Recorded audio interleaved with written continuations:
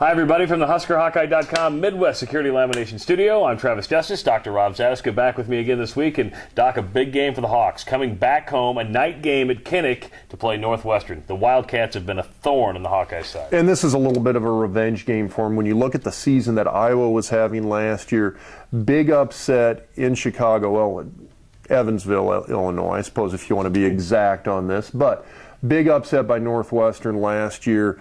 They lost Ricky Stanzi in that game. A lot of things that I think Iowa fans really want to see turned around this year, especially coming off that loss to Penn State. You know, this could be a big game for Vandenberg, could be a big game for Coker, and let me tell you why, because the Northwestern defense, absolutely brutal.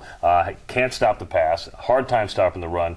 Could this be a big offensive day for Iowa, coming off that disappointment last week when they only put up 3 points? Well, I think it has to be a big offensive day, and you look at what Ferentz wants to do in terms of establishing the run. It's something that Iowa just hasn't been able to really do very well at all this season.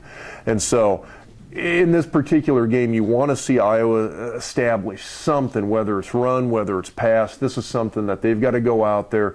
And again, you look at that Northwestern defense. It's not a traditional Pat Fitzgerald coach defense.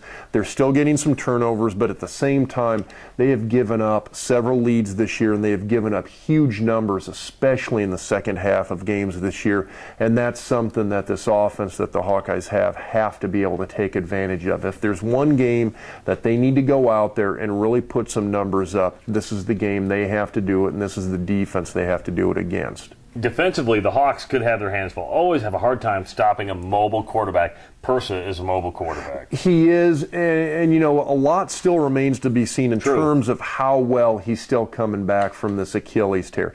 He is not 100% yet. He's put up some okay numbers in the few games that he's been back, but you can tell when you look at him and you can look at his performance, this is not the same Dan Persa that was a first-team All-Big Ten quarterback last year. Of course, when it comes down to the Hawkeyes and the Wildcats, it comes down to turnovers. In 5 of the last Northwestern wins against the Hawkeyes, Northwestern +6 in the turnover rate. And that's something that you talk about. It's been a strength of them. It's something that I think Fitzgerald really coaches up with his defense. Again, though, this is not the same defense that he's had the last few years. A little bit weaker there.